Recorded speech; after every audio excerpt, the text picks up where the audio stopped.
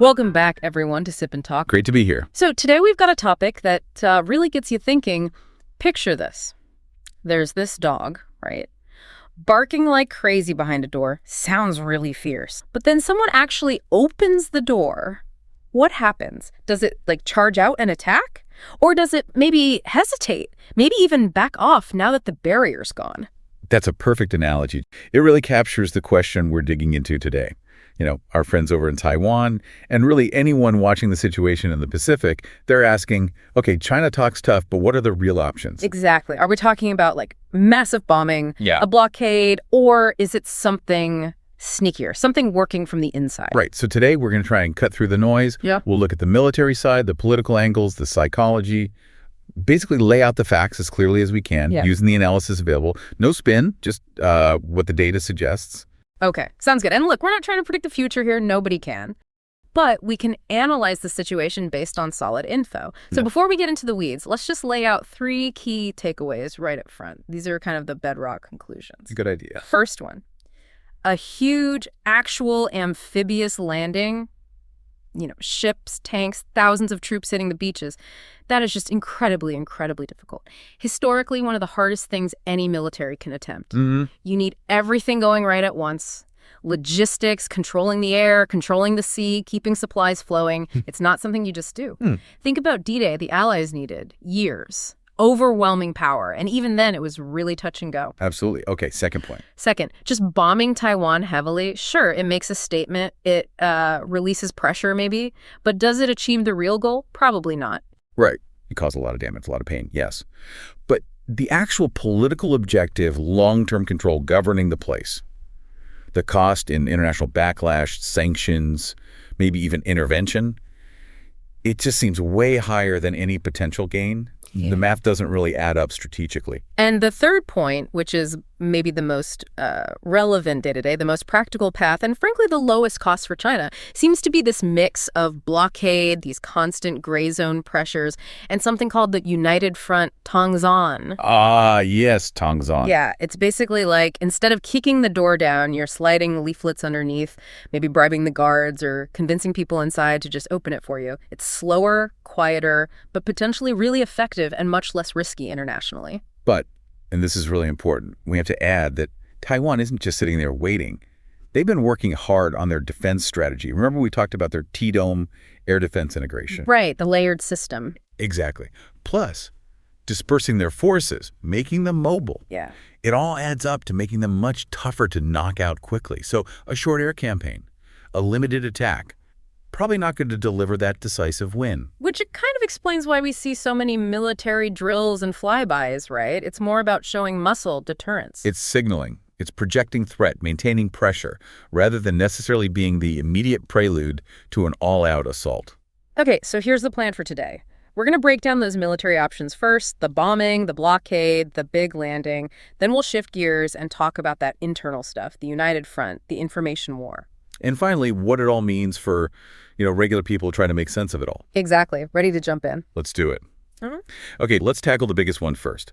The full-scale amphibious invasion. This is like the classic military solution, right? Storm the beaches, take the capital. The most decisive if you can pull it off. But that's a huge if. It really is. And if we use D-Day, the Normandy landings, as our benchmark for difficulty, well, invading Taiwan looks like it's in a whole different league. D-Day is already legendary for its complexity, the planning, the secrecy, the sheer scale. Right.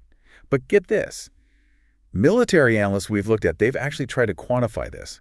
They rate the difficulty for a full-scale landing against Taiwan as roughly 1.6 times harder than Normandy. 1.6 times? Seriously, how do they even measure that? It's a complex assessment, looking at factors like geography, defenses, logistics, potential opposition. They gave D-Day about a 5.4 out of 10 on their scale, the Taiwan scenario. It hits an 8.8. Wow, 8.8 out of 10, that's practically off the charts. What makes it so much harder? Well, it boils down to a couple of massive, unavoidable problems. First, the geography and the environment. It's brutal for an attacker. Okay, like what? The distance. Exactly. The English Channel is narrow, maybe 33 kilometers at its closest point. Even the actual D-Day crossing wasn't that far. But the Taiwan Strait, on average, it's about 180 kilometers wide. Okay, so that's like 5 or 6 times the distance. Much longer time exposed in the water. Precisely. exposed to submarines, anti-ship missiles, everything. And the water itself. The Strait is notorious for strong currents, really rough seas, unpredictable weather. So not exactly smooth sailing. Not at all. There's only a really small window each year, maybe 4 months max, where conditions are even potentially suitable for a massive landing. You have to dodge typhoons in the summer, monsoons, and hope the waves stay below, like, 2 meters. And if they don't, what happens to the invasion fleet? Disaster. Especially for the thousands of civilian ships they'd almost certainly have to commandeer for transport. Reports suggest they could face, like, 30% losses just from bad weather alone before even seeing combat. It's a huge gamble. 30%? Just from waves. Yikes. Okay, so the crossing is rough. What about the landing itself? The beaches? Another massive headache for the attacker. Normandy had several suitable beaches, even with the German defenses, Taiwan's coast. It's described as remarkably unsuited for this kind of operation. Really? Lots of cliffs, marshy areas, unsuitable seabed. Only about 13% of the western coastline, which comes down to maybe 14 specific beaches, is actually considered viable for landing large numbers of troops in heavy gear. Only 14 spots on the whole island? Roughly, yeah. And guess what? Taiwan knows exactly where those spots are. They've spent decades fortifying them. So they're waiting for them? Waiting with layers of defenses, anti-landing obstacles, mines, pre-sighted artillery positions, hardened bunkers, missile batteries. The idea is to turn those few suitable beaches into absolute killing zones. It makes concentrating forces incredibly difficult unless you achieve total surprise and suppression first. Which sounds unlikely. But you said there were 2 main factors making it an 8.8 difficulty. What's the other one? The big one. The logistics death trap. This is where it really unravels for an attacker. Logistics. Always the boring part, but always the most important, right? It's everything. Look. D-Day needed about 7 million tons of supplies, an incredible amount for the time. But to take and hold Taiwan, analysts estimate China would need something like 30 million tons of supplies. 30 million? That's just astronomical. How do you even move that much stuff? You'd need a colossal fleet. Estimates are over 8,000 ships just for the initial assault and the immediate follow-on supplies. 8,000 ships crossing 180 kilometers. That's not an invasion fleet. That's a floating city and a huge target. Exactly. It becomes this massive, slow-moving, 180-kilometer-long maritime one-way street, and that entire street is vulnerable. Vulnerable to Taiwan's missiles, subs. And potentially U.S. or Japanese forces if they intervene. If that supply line gets seriously disrupted, let alone cut. The troops ashore are stranded. Stranded without fuel, without ammo, without food, without medical help. It's the nightmare scenario. China actually learned this the hard way back in 1949 at the Battle of Kinmen. Their troops got ashore, the supply lines were cut, and well, it was a disaster for them. Okay, so supply lines are a massive vulnerability. What about getting supplies ashore even if they make it across? D-Day had the Mulberry Harbors, right? Right, those amazing artificial harbors they built in like 48 hours. That was crucial. Taiwan doesn't offer that kind of easy setup. An invader would have to capture an existing port, which would be heavily defended and likely damaged. Or try to build their own temporary docks. Yeah, like floating piers. But those are incredibly vulnerable. Sitting ducks for missile attacks, it's a huge bottleneck. And then there's the whole air and sea control issue. D-Day worked because the Allies basically owned the sky and the sea. Absolute dominance. The Luftwaffe and German Navy were practically non-factors by then. But in the Taiwan Strait today, China would have to first neutralize Taiwan's really dense, sophisticated air defense network. Patriots, Skybow missiles, anti-ship missiles. Plus always worrying about the U.S. and Japan potentially jumping in. Which makes achieving that kind of total sustained air and sea control needed for a landing. Well, the experts we read basically call it almost impossible. Okay, so let's recap part 1. Invading Taiwan is like trying to move your entire house across a stormy 180-kilometer-wide river using thousands of leaky boats, knowing the other side has machine guns aimed at the only 14 possible landing spots, and you might run out of gas halfway across. Yeah, that paints a pretty accurate picture of an 8.8 difficulty rating. It's just an incredibly daunting military challenge. All right, so if the full invasion is basically a nightmare scenario, rated 8.8 difficulty, what's plan B? The thinking usually goes towards a massive air and missile attack first, right? Like shock and awe. Yeah, that's widely seen as the most likely opening move. You try to overwhelm Taiwan's defenses, destroy their command and control, cripple their air force and navy, break their will to fight, all with missiles and air power. And China certainly has the firepower for that, don't they? We hear numbers like, what, 3,000 aircraft? Yeah. Over 1,500 missiles pointed at Taiwan. The numbers are definitely significant. That kind of saturation attack capability is real, and it's designed to paralyze the island's resistance quickly. On paper, it looks terrifying. There's always a but. There's always a but. And the but here is Taiwan's defense strategy. It's all about density and resilience. Okay, what does that mean in practice? They're not top 5 globally in military size. Not in overall size, no. They trail the U.S., maybe Russia, Israel in some areas. But when you look specifically at air defense, especially against missiles, and you measure the density of those defenses, how many launchers per square kilometer, Taiwan ranks really high, probably top 10 or 15 globally in that specific capability. Density. Why is that so important for an island? Because they can layer their defenses in a very concentrated way. One statistic that just jumps out is the density of their long-range surface-to-air missile batteries. It's estimated to be something like 36 times higher than the density of similar Western systems that have been used in Ukraine. Wait, 36 times? 36 times the concentration. So any incoming attack faces a much thicker wall of defensive fire. That's a staggering difference. It makes it much harder to just punch through. Exactly. It's the core of their hedgehog defense idea. They use multiple layers. You got stingers for low-flying threats, their own Skybow systems for the mid-range, and then the advanced U.S. Patriot PAC-E3s for high-altitude jets and ballistic missiles. It creates this overlapping web. And this is where that T-dome concept comes in, right? To make all these different systems work together seamlessly. Precisely. T-dome isn't just one piece of hardware. It's about integrating everything. All the radars, all the sensors, all the different missile launchers, networking them together so they can share data instantly, react faster, and use the right weapon against the right threat. Like Israel's Iron Dome, but tailored for Taiwan's specific threats. It sounds like they're constantly upgrading, too. What are some of the key things they're adding that keep improving this defense? Well, they're getting new F-16V fighter jets, which are much better at spotting stealthy aircraft. They're building more of their own long-range missiles, like the TKIV, that can apparently reach over 300 kilometers, potentially hitting launch sites on the mainland. Turning the tables a bit. A bit, yeah. And crucially, they're buying the newer Patriot PAC-E3 MSE interceptors, which are specifically designed to handle faster, more maneuverable threats, maybe even hypersonic ones down the line. All these upgrades keep pushing their ranking up, potentially towards the top 8 or 10 globally in specialized air defense. Okay, the tech is impressive. But resilience. What about just surviving that initial onslaught? If 1,500 missiles come raining down, some are going to get through, right? No system is perfect. No system is perfect, absolutely. That's why resilience is key. Taiwan learned lessons from conflicts elsewhere. They know fixed targets are vulnerable. So a lot of their critical stuff, command centers, mobile missile launchers, communication nodes, the C4ISR assets. C4ISR, command, control, communications, computers, intelligence, surveillance, reconnaissance. Got it in one.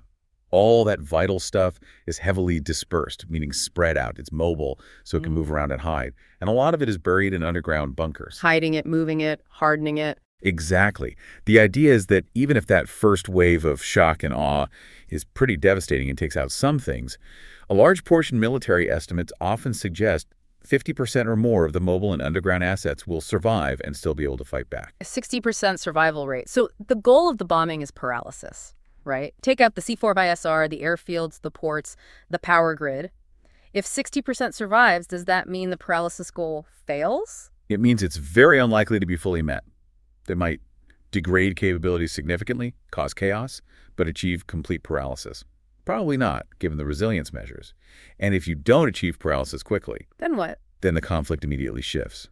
If China burns through its most advanced, extensive precision missiles in the first, say, 3 to 7 days, and Taiwan's air defenses and counterstrike ability are still functional, the whole situation changes. How so? It becomes a protracted war of attrition. China loses that initial shock value, the initiative might start to slip, and they're suddenly facing a long, grinding conflict. Which puts them right back where they didn't want to be, considering that super risky landing or maybe a long blockade. But now they've already shot a lot of their best ammo, and the world has probably hit them with massive sanctions. Exactly. They're in a strategic quagmire. It's like, punching a hedgehog.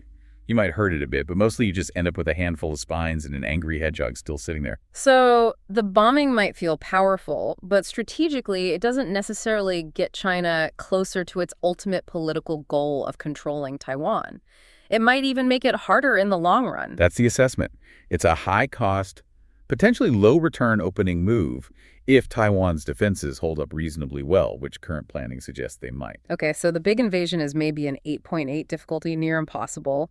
The massive bombing campaign. Risky, might not achieve the main goal, leads to attrition. This brings us to that third path you mentioned earlier, the one that's maybe less explosive, but potentially more effective. Right. This is where we shift from military hardware to influence operations, psychological warfare. We're talking about the United Front work Dongzhen. And strategically, this is often seen as the most practical, lowest risk approach for Beijing. So instead of kicking down the front door, this is more like trying to get someone inside to unlock it for you.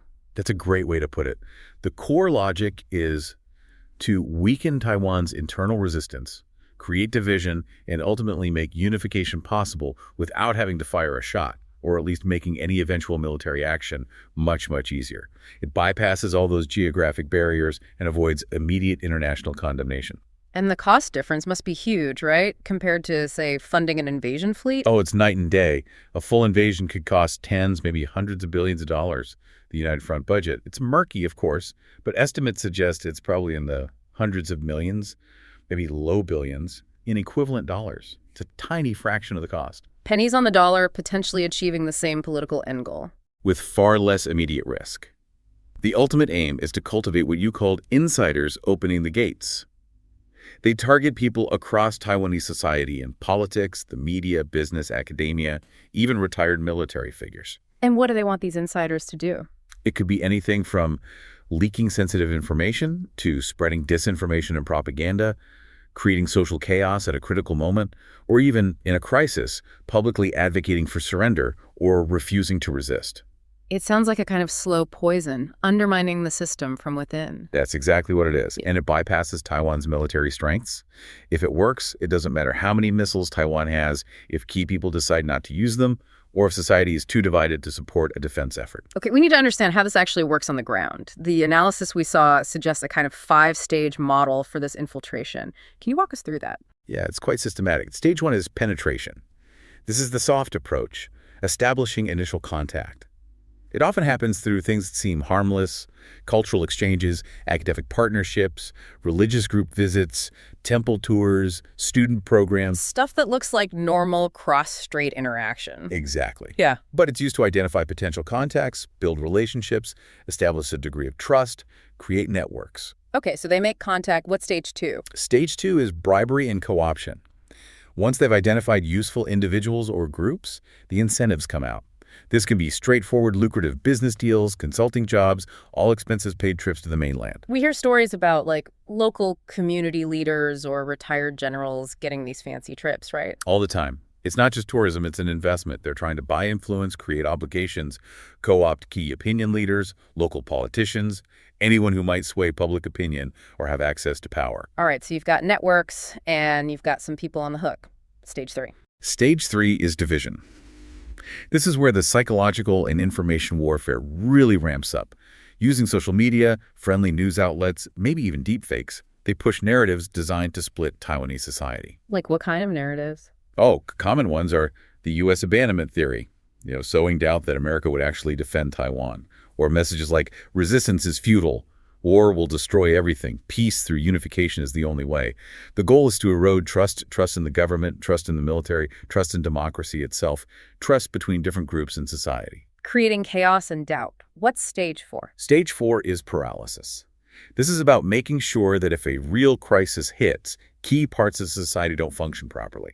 Imagine trying to mobilize for defense, but say port workers refuse to load military supplies, or certain local governments declare neutrality, or maybe even some military units are slow to respond or follow orders. That would cripple the defense effort from the inside. Precisely. It dramatically lowers the bar for any potential military action later on, which leads to stage 5, takeover. The end game. Right. If the first 4 stages are successful enough, if society is divided, key people are compromised, and there's enough internal chaos, the final step might not even require a full invasion. Maybe an internal group is persuaded to sign some kind of peace agreement or unification deal. And that's how you get that difficulty rating down, from 8.8 to, what was it? The analysis suggests it could potentially drop the difficulty of a landing operation down to maybe a 3 out of 10 because the internal resistance would already be broken. Wow, that's chilling. It basically negates all the military defenses we just talked about. It really does. It highlights that Taiwan's biggest vulnerability might not be military, but actually societal cohesion and resistance to this kind of manipulation. So for listeners, especially those in Taiwan, this seems like the most immediate, tangible threat. What can people actually do? How do you fight this slow poison? Vigilance is key. And there are practical things. First, track the money. Be aware of unusual financial flows. If local leaders or influential figures suddenly seem much wealthier, take lavish unexplained trips, or their organizations get opaque funding, ask questions. Demand transparency. Follow the money. Makes sense. What else? Second, verify digital information. Be super critical of stuff you see online, especially on social media. Look out for AI-generated content, accounts pushing divisive narratives relentlessly. Use fact-checking tools.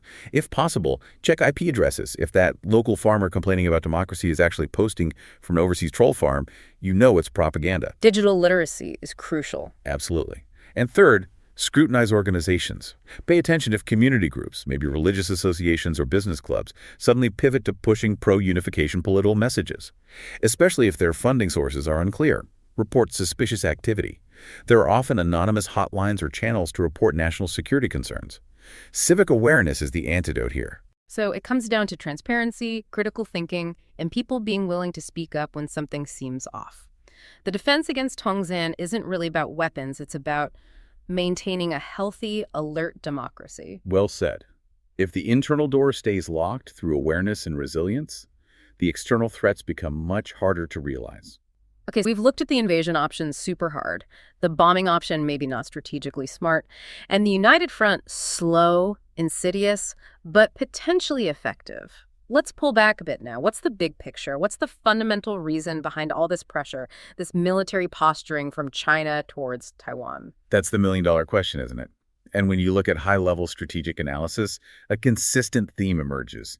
It suggests the primary driver isn't necessarily just grabbing territory. It's more about regime consolidation and survival for the CCP back home. Regime survival. So back to our dog analogy, the dog's barking loudly, not because it wants to fight whatever's outside, but to impress its owner or maybe distract the family inside the house from other problems.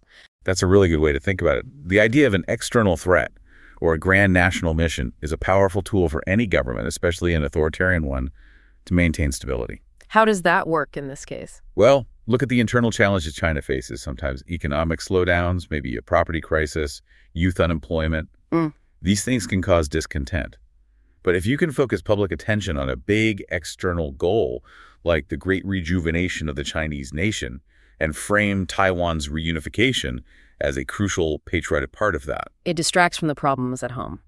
Yeah. And rallies people around the flag and the party. Exactly. It redirects frustration outwards and reinforces the CCP's narrative that it's the only force capable of achieving this national destiny. It bolsters their legitimacy. Okay, so this creates a kind of weird situation then, a paradox. A definite paradox. China needs to constantly show that it's strong, determined, capable of taking Taiwan. That's the barking. They need the military drills, the rhetoric, the pressure to keep domestic audiences engaged and to have leverage internationally. But they need to avoid actually doing it, avoid the biting. Precisely. Because the risks of actually starting a major war are catastrophic for the regime itself.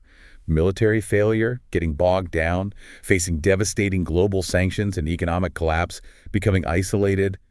Any of those outcomes could destabilize the political situation inside China, potentially even threatening the party's grip on power. And that's the one outcome they absolutely cannot afford. Losing a war is bad, but losing power is worse from their perspective. That seems to be the core calculation. It's fundamentally risk-averse when it comes to large-scale kinetic action.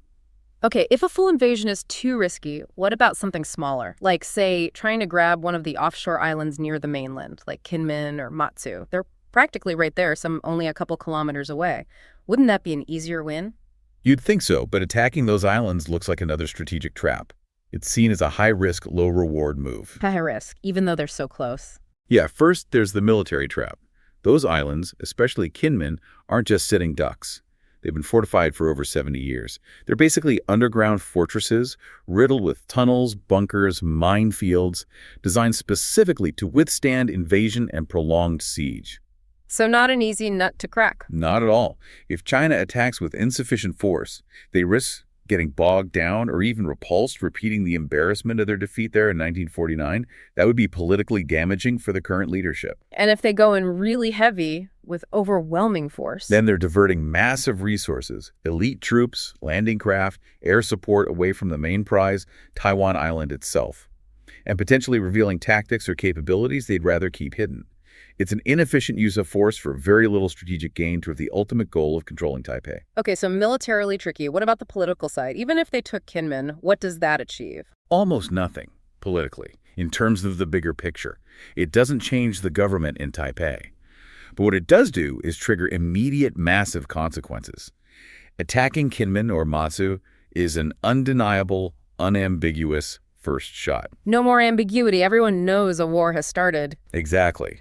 That single act would likely shatter any remaining strategic ambiguity. It would probably force the U.S. and Japan to make hard commitments based on their alliances and policies. It would almost certainly trigger severe international sanctions instantly. So it basically guarantees maximum international backlash, speeds up China's isolation. All without actually getting them any closer to controlling Taiwan proper. It's seen as an escalation that brings all the pain of war without delivering the strategic prize. So attacking the little islands is kind of like poking the bear really hard, ensuring it gets angry and the whole world watches, but not actually achieving your main objective. That's a fair assessment. Which brings us back to the idea that the core strategy for Beijing is likely the value of the threat itself, meaning that maintaining constant pressure, the military exercises, the gray zone tactics, the economic coercion, the information warfare is actually safer and, in some ways, more effective for achieving their internal goals, regime stability, nationalism, than actually launching a full-blown, incredibly risky war. Keep the dog barking, because letting it off the leash is just too dangerous. The extreme difficulty of invasion, the limits of bombing, the insidious nature of the United Front. But we absolutely have to end with a really crucial warning. Okay, what's that? All this analysis showing how hard an invasion would be. It should not lead anyone, not in Taiwan, not its allies, to feel complacent. There's a real danger of false security. Right, thinking, oh, it's an 8.8 difficulty, they'll never try it. That's dangerous thinking. Very dangerous. Because hard to attack is not the same as invulnerable or secure. That 8.8 rating, it's not fixed. It depends entirely on Taiwan maintaining its readiness, its defenses, its societal unity.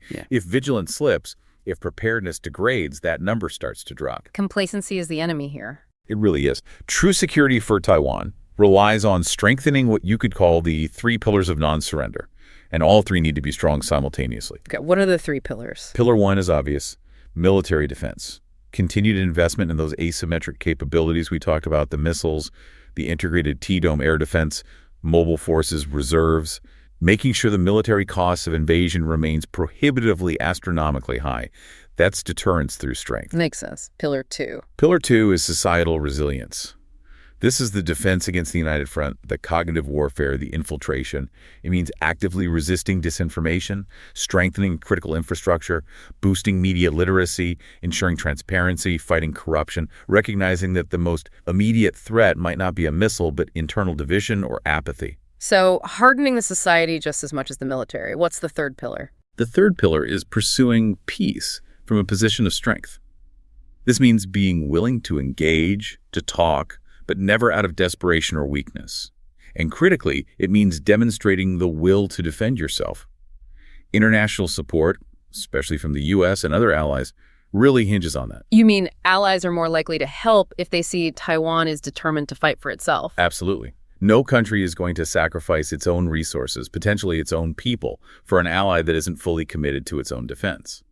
The will to resist is fundamental to attracting and sustaining international support. So, military strength, societal resilience, and the demonstrated will to fight all 3 legs of the stool need to be solid. Exactly. It's a continuous effort on all fronts. You know, listening to all this, the real victory isn't necessarily about winning a hypothetical war. It's about making sure that war never happens in the first place, through sustained readiness, alertness, and unity. And just to be clear, our conversation today, drawing on various analyses, has been about exploring strategic possibilities and military realities. It's intended to inform, to encourage independent thinking about these really complex issues. It's absolutely not meant as a criticism or judgment of any particular country or people, just laying out the strategic landscape as best we can. Well put. And maybe my final thought on all this is, it seems China is kind of caught in a strategic bind. Invading Taiwan looks like an unachievable dream militarily, given the costs and risks. But completely abandoning that dream could shake the CCP's legitimacy at home. A difficult position. So as long as Taiwan and its supporters can keep the cost of biting the actual attack far higher and riskier than the cost of disbarking, and crucially, keep that internal door locked tight against the united front, maybe they can navigate this indefinitely. It becomes a game of endurance. A long game, for sure. All right, that feels like a good place to wrap up this discussion for today on Sip and Talk. Huge thanks for tuning in and thinking through this with us. If you found this valuable, please do subscribe to Sip and Talk wherever you listen to your audio. And hey, if you need something a bit lighter after all this heavy geopolitical talk, check out our good friend Micky's YouTube channel. It's called Micky to Life.